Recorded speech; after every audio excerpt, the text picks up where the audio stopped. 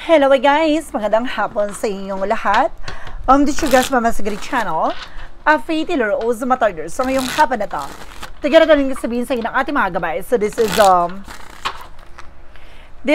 a special gabay for the month of September 8 hanggang September 14 for the sign of Pisces. So Pisces, welcome sa my channel. Ano kayang messages, advices, and spirit guides ang ating masasaga for today's video? Kanina kayang energy or kaganapan sa buhay ng mga Pisces signs ang ating mga gilap. So guys, this reading is a general reading namang hindi lahat makaka-resonate. Kunin lamang po ang makaka-relate sa inyo and comment down below kung kaninong energy ang ating nasagot. And guys, don't forget to like and subscribe my channel and hit notification bell for more videos update. Dahil guys, maraming salamat po sa mga walang sawang pagsuporta sa aking channel, lalo-lalo na hindi nag-skip ng ads na way pagpalaing kayo ng Diyos at may kapal, siksik, liglig, nag-uumapaw na biyayang manumbalik sa inyo. So let's see guys, what is the messages, advice ng ating angel spirit for the sign of Pisces? So let's see and watch this. Ano kaya kaganapan sa buhay ng mga Pisces signs ang ating mga gilap? Tuklasin at bulabogin natin. Angel Spirit, please give me an information po. Angel Spirit, please give me an information po. Ano kayang gusto sabihin sa ng ating mga barakal? Let's see and find out. Charis. And because there's something guys with a strength card, with a confidence. Lakasan mo ang loob mo. Maging matapang ka. Alisin mo yung takot at pag-alinlangan at pangamba mo. Sa situation na to, kailangan maging matapang ka. Palaban. And there is a Nine of Pentacles. There is a blossoming. Some of you guys, no, talaga may paglago. No, at pagganda ng daloy ng finances. No, magiging maganda ang daloy nito at maaaring sisibol na ang panibagong eksena. No, magdadala sa iyo ng kaayusan, karangyaan, at kaluwagan. And there's something with Five of Pentacles. Some of you guys, makaka-recover ka na for, there's a Six of Pentacles, sorry. Na maaaring magtutuloy-tuloy na about sa finances, at maaaring makarecover ka na sa lahat ng mga bayarin, may magbabayad ng utang, or makakabayad ka na ng utang.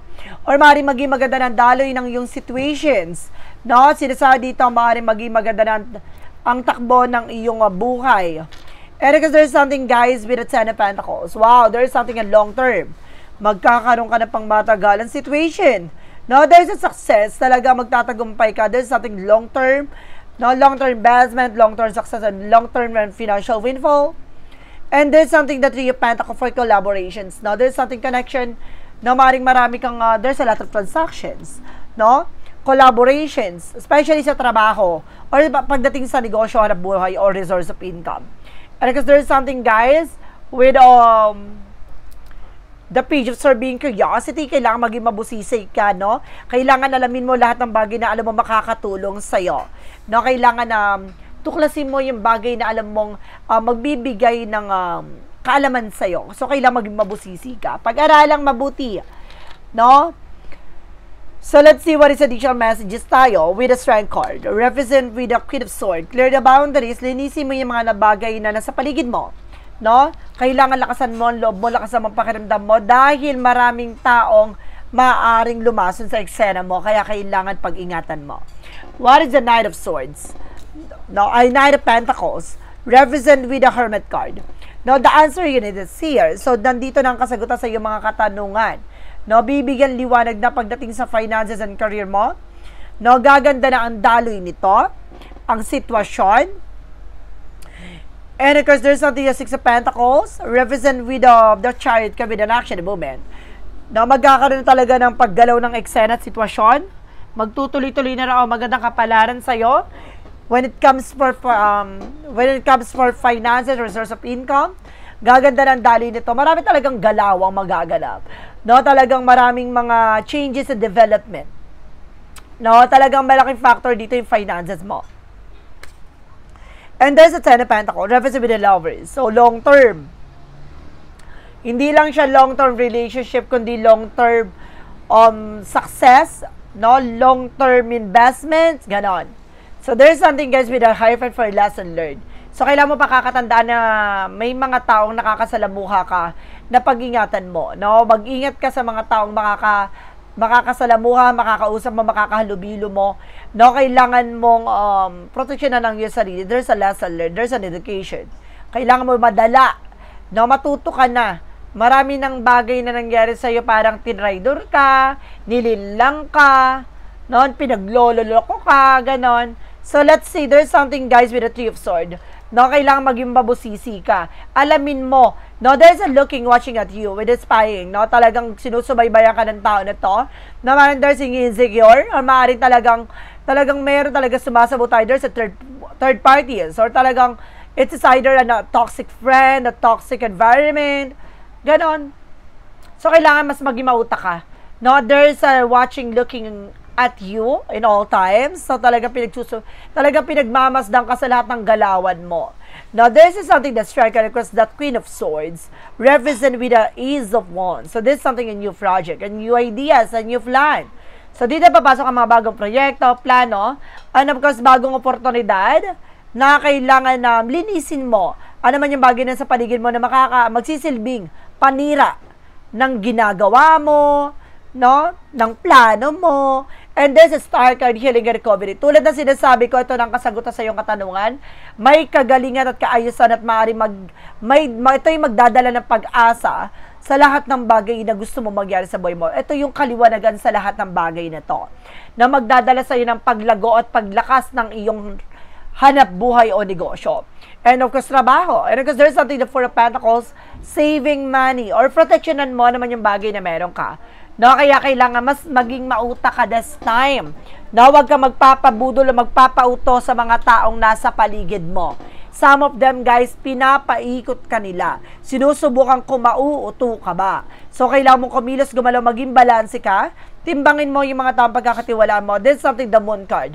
No, this is something that truth reveal. So, maaaring mayroon ditong revelasyon na malalaman mo regarding sa relasyon. O maaaring there's a surprises, no, na maaaring dumating, na maaaring pinangarap mo to, na maaaring mangyari na maaaring ikasal ka na, magkaroon dito ng high level commitment, at there's a long term talaga, matagal mo na tong gusto mangyari, at mangyayari na ngayon na.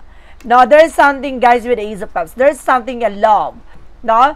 Kumaga, some of you guys, matuto ka na pagdating sa pag-ibig, sa relasyon. Now, there's an educations na kumaga, there's a heart-to-heart conversation, or else, kailangan mo muna mag-background check. Kilalanin mabuti yung taong papasukin mo sa buhay mo. Hindi pwedeng nakita mo may itsura, ganito, ganyan, no, na may pera, ganyan. Kumaga, tatanggapin mo, hindi mo alam kung anong ligaw ng bito ka niyan. Kailangan, kumaga, kilalanin mo mabuti. Nang sa ganun, walang ahol sa pao. And because there's something, guys, with the Sun card, no, there's something a pure positive outcome. So, lahat ng bagay na to, magiging maganda ang resulta. Magiging maganda ang kalalabasan. Bago pa mangyari ang mga negatibong mangyayari, ay maaaring magkaroon ka na ng parang clues, or parang pipitikin ka na, oh, you need to pay attention. So, there's something, guys, there's a star, the moon, and the sun. There's a lineup. So, ibig sabihin itong special gabay mo ay maaaring pinapahiwatig na lahat ng bagay na to ay possible na mangyari ngayon linggong to. No? At maaaring itong bagay na to ang magbukas ng pintuan sa panibagong excenable. There's something, a new era, no? A new horizon, no? A new beginning coming in. For the outcome, this is something, the Queen of Cups, emotional healing. So, pagdating sa emotion, there's something na para maging matalino ka na. No? Huwag kang padadala sa tensyon. No? Kailangan na buuin mo tong bagay na to na may katatagan at may kalmadong pakiramdam. No? Hindi pwedeng pala desisyon, bahala na gato ganyan. No! Maging matalino ka sa lahat ng bagay na gagawin mo. This is something, the Three of Wands. The waiting for ship. Kung may hinihintay ka, pay for documents, there's a possible na makuha mo na. At the same time, may mga bagay ka nang hinihintay, mangyayari na. So, this is something, guys, with the Six of Wands for victory. Tulad ng sinasabi ko, magiging balansin at parating na ang tunay na tagumpay. Kailangan pag-ingatan mo ano man yung bagay na meron ka dahil some of them or some of you na nasa paligid mo ay maaaring ginagamit ka lang or humahanap ng butas sa'yo. So, there's something, guys, with the Devil card. Tulad ng sinasabi ko, no, maraming revelasyon na malalaman. It regards, no, with your relationship. So, maraming tuso, tukso, at maaaring may sumasalbahay sa'yo, no, may kinalaman about sa relasyon. Maaaring tinututulang ka, no? Kaya parang ang ganda ng reading, 'di ba? Parang magkakaroon ka ng long-term success and long-term relationship, pero lagi kang ulit sa pag-ibig. Lagi kang iniiwan, ginugosing. Bakit? That because of this devil energy. So you need to parang you need to end this situation, end this cycle. No, na pinpoint mo na, nalaman mo na, tuldukan mo na. So there's something, guys, with the Knight of Pentacles. This is something security. Magkaroon ka ng seguridad.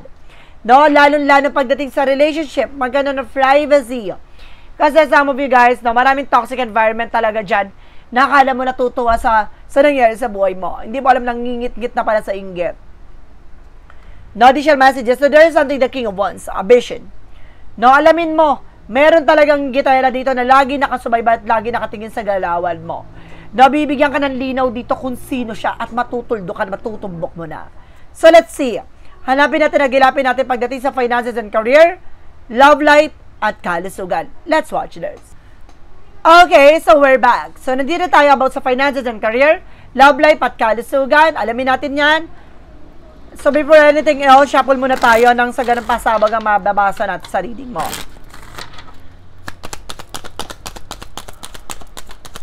Okay, so this is something, guys, with the Knight of Swords.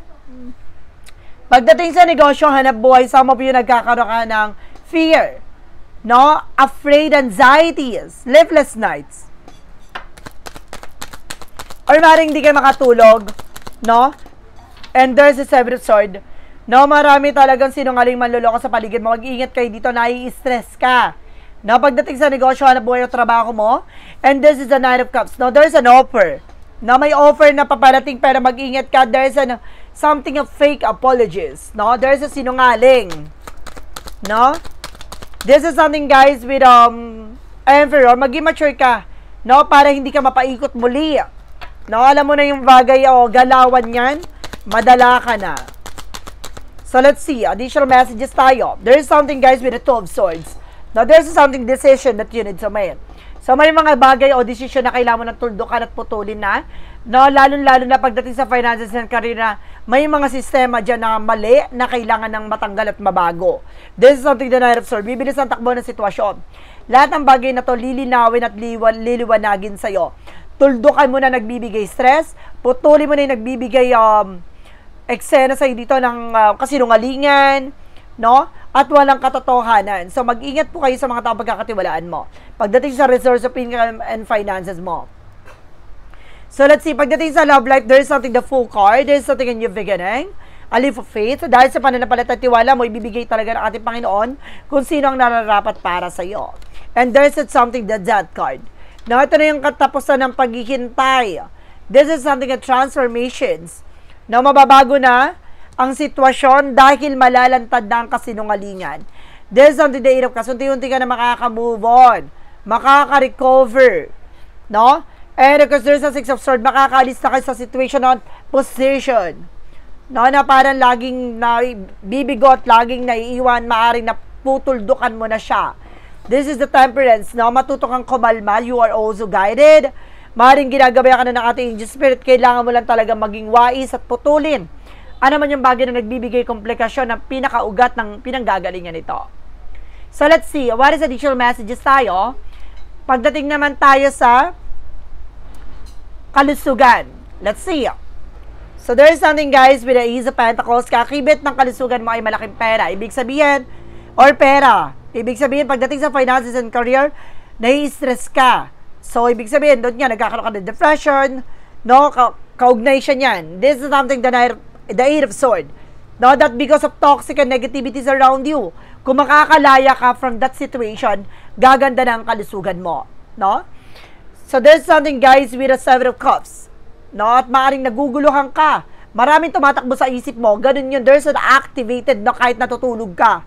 Or matutulog ka na parang bukas yung diwa mo. Bakit? Marami kang bagay na ginuguli utak mo dyan. So, there's a Two of Pentacles. Maging balanse ka. Timbangin mo lang yung bagay na makakatulong sa'yo. Na parang marami kang bagay na gustong gawin. Isa sa bagay na nakakasira ng iyong kalusugan dito ay parang nag-iisip ka, nag-overthink ka. And of course, there's something that King of Pentacles, maging secure ka sa lahat ng plano at lahat ng bagay na gagawin mo. And there's a Two of Pentacles with a Two of Cups, there's something, a partnership, Lalo-lalo na sa mga tao makakasalamuha mo, mga tao pagkakatiwalaan mo, para hindi ka na ma-stress at hindi na mangyari yung ganung sitwasyon. Pag-alalan mo, no? At maaaring malalaman mo at malalantad dito kung sino talaga yung traidor at sino yung taong hindi dapat pagkatiwalaan, no? At magiging maganda rin ang iyong kalusugan pagdating sa relasyon, na magiging maganda ng kalusugan yung dalawa na person mo. So let's see what is additional messages tayo with the Magic Affirm messages, advices, requests, pick a card, yes or no. So let's watch this.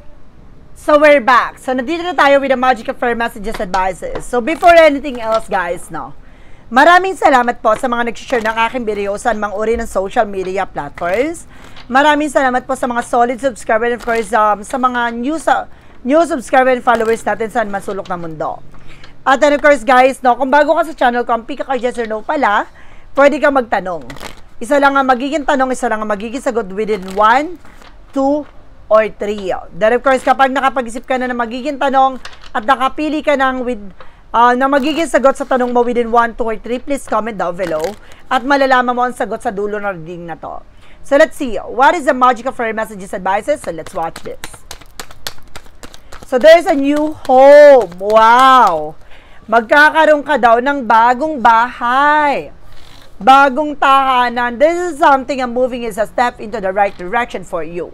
No, dadaling ka sa tamang direksyon. And there's an affirmation. No, parang sinasabi, always being positive and just being optimistic. No, the more na positibo ang iisipin mo at positibo ang bawat gagawin mo, mag-match mo ng yun at magtutuloy-tuloy na maganda kapalaran sa'yo. And there's a be yourself. Maging totoo ka sa sarili mo, just being authentic with yourself. No, iwasan mo magpanggap. No, kailangan maging totoo ka sa kung ano man yung bagay na meron ka. For yun na niyang oracle card. So there is an apology. Some of you guys may hihingi ng tawad dito, tulad na sinasabi ko in the first place, na may hihingi ng tawad dyan. Hindi lahat ng umihingi ng tawad ay totoo at sincere. And there is something that you are dealing with the Ace of Earth. Now this is the Taurus, Virgo, Capricorn. One more card, there is something, guys, with the guilt and sabotage. Some of you, isa sa bagay na gumagawa sa'yo dito at sumasabotage sa'yo ay may galit sa'yo. No, hindi lang siya inggit, may galit pa. What is the synchronicities? No, represent with a fall. Don't you worry, lahat ng bagay na to ay maaaring ibahagi sa'yo at the right time. No, on the right time, in the right place, no? And there's a night vision. Unti-unti mo masisilayan lahat ng bagay o posibilidad na mangyayari sa'yo. There's an intuition. No, mas pinapatalas ang iyong intuition. Makikita mo ang posibilidad na mangyayari sa'yo. And there's something sorrow, no? Iwasan mo magdrama. There's an ego and pride, no? Dahil feeling mo nalulungkot ka at pag-iiwanan ka ng lahat. No, just accept the fact na hindi lahat ng mga taong kasama mo ngayon ay kasama mo no, sa mga susunod na araw. There is something a romance, thank you for a mystic love oracle death. There is an intuition, makinig ka talaga your intuition. So, ibig sabihin dito, maaring matalas ang iyong intuition. No, there's an inner knowing, higher self. No, may spiritual abilities ka rin. And there's a love. Malaking factor to na sa iyong buhay ay love life. No? So, maaaring lagi ka nagkakaproblema sa pag-ibig o maaaring nagiging resource o problem or cause talaga is yung love life. And there's a I'm sorry, sabi ko na may hihingi ng tawad talaga. No, there's an apology talaga. No, magpapanggap to, mag-ingat po kayo. For Archangel Michael messages, you're on the right path. Huwag kang mag-alala sa tamang direksyon ka. Hindi ka naliligaw. No, dinadala ka sa mas makatotohanan. What is the Jesus loving code said? He that believe on me, the works that I do shall he do. Also the greater works that this shall he do because I go to my Father. Ibig sabihin dito ay kung naniniwala ka, no, sa lahat ng bagay na ginagawa mo ay karapat-dapat ayon sa kalooban ng Diyos. No, yung mga bagay na yan ay pagkakaloob niya. No, dahil alam ng ating Panginoon ay kaloob niya lahat ng bagay na ibinibigay niya. So, gawin mo tong tama na to dahil alam mong kaugnay mo ang ating Panginoon. So, let's see. What is the additional messages with an angel's number? For an angel's number, represent what? There is a 1551 with a hold your vision. Focus on your focus on the good and maintain your concentration on the outcome you desire. It's time to put your faith at time into your ideas and pursue your goals with all your might. You have such beautiful, courageous, and brave spirit. Oh, ibig sabihin dito talagang kailangan tutukan mo ano ba talaga at ma-maintain mo yung concentration sa kung ano ba talagang priorities mo. Ano ba talagang gusto mo at talagang pangarap mo. No, at yung mga bagay na yun magiging maganda kalalabasan, mas magiging pasabog yung mga mangyayari sa iyo, no, sa mga susunod na eksena dahil sa kalakasan ng loob at katatagan mo. Lahat ng bagay na yung mamamanifest mo. Now, there's a vision into reality and vision and prosperity. What is the Money Move Oracle deck? Represent guys with moving up. Talagang may pag-move on. Or there's a go to the next level. Talagang makakamtan mo talaga. Now, after these situations, makaka-recover ka na at panibago naman ang pagdadaanan mo. Kaya kailangan maging palaban ka. What lies beneath with the future? It means, guys, wala ka pa sa exciting part. No, patikim pa lang yan. There is something without already knowing the tea. Ibig sabihin, alam mo na kung ano yung nangyari, what's going on. Alam mo talaga.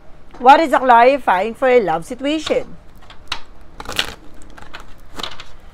For clarifying for a love situation. Represent guys with an emphatic bridge. Embrace healing and be kind. Being kind. Balancing life constructing forces. Tanggapin mo ang kagalingan sa lahat ng aspeto, lalo-lalo sa pag-ibig at pagmamahal. Manatili kang mabuti sa likod nitong bagay na to, maging balanse ka sa buhay mo, at bigay mo yung mga bagay na talagang ayon sa nararamdaman mo. What is your shadow work? Represent what? Okay, for the shadow work, represent what? Represent guys with a lack of awareness, insight and opportunities. Miss chances and see risk, seek fact, and stay open-minded. No, manatili ka na tumanggap ng mga bagay o opinion ng iba, advices, kailangan mong pag-ingatan naman yung bagay na dumarating sa'yo or opportunities na dumadapo sa'yo. For clarifying for your life situation.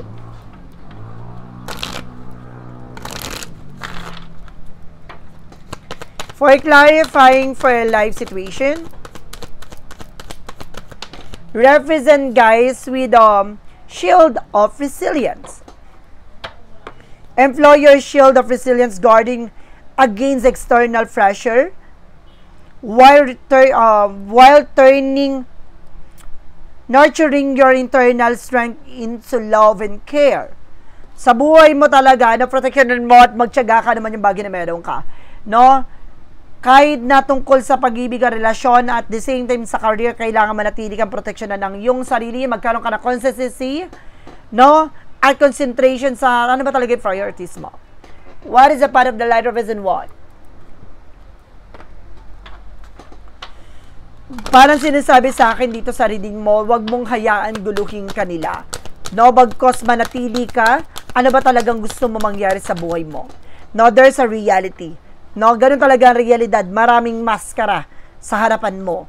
Mag-ingat ka, kilalanin mo kung sino talaga yung kaharap mo. I am loyal to myself and others, removing the mask.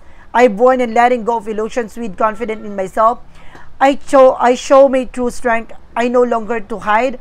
I replace shame with empowering force of love and truth. No? Alam mo na totoo ka sa lahat ng bagay na nangyayari, gano'n. Kumbaga, sa likod ng mga taong kasinungaling or mayroon taong may ngit-ngit at galit sa'yo, na talaga nagiging transparency ka pa rin sa kanila. Just being aware lang sa realidad ng buhay, marami talagang impostor at maraming talagang sisira sa'yo. Proteksyonan mo ang yun sarili nang sa ganun magtuloy-tuloy pa rin yung magandang eksena mo. So let's see what is the pick a card, yes or no. So let's watch this. So let's see what is the pick a card, yes or no. Alamin natin yung magiging sagot sa tanong mo. So let's start with the number 1. So alam ko guys, no, kung alam ko na alam niyo na tong yes or no pick a card, kasi kung bago ka lang sa channel ko, no, ang pick a card, yes or no, pwede ka magtanong, isa lang magiging tanong, isa lang magiging sagot. Okay, pili ka dyan guys. Okay, magano lang ako ng ng mga ilang seconds kasi nga baka may bago dyan, ganon. Okay, so pili na kayo within 1 to 3. Ano yung magiging sagot? So, let's start with the number 1. Number 1, represent guys with no. Stormy relationship, trouble strike after. No, marami kang pagsubok na nangyari pagdating sa relasyon. No, susubukan ng iyong katatagan at titignan dito kung hanggang magiging matinag ka ba, magpapatinag ka ba, or mas magiging malakas ka. No, huwag kang susuko. Parang sinasabi dito, huwag kang hihinto, huwag kang susuko.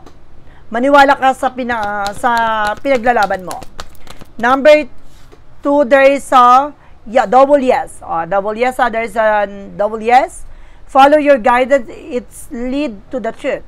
No, sundin mo ang iyong gabay, dadaling ka sa mas katotohanan.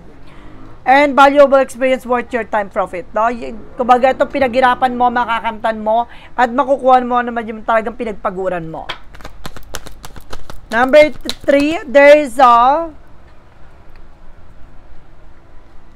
no.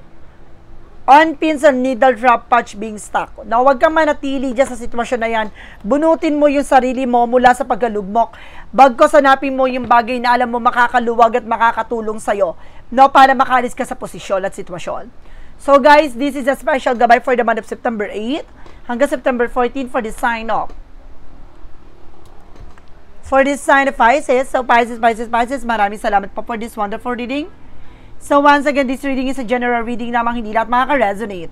Kunin lamang po makaka-relate sa inyo and comment down below kung kaninong energy ang ating nasagot. And of course, don't forget to like and subscribe my channel and hit the notification bell for more videos update. Kasi maraming salamat po sa mga walang sawang pag-support sa aking channel, lalo-lalo na ang skip ng ads, saway pagpalain kayo ng Diyos at may kapalisiksik liglig umapaw na biyayang manang balik sa inyo. Maraming salamat guys and see you next video. Bye-bye and babush.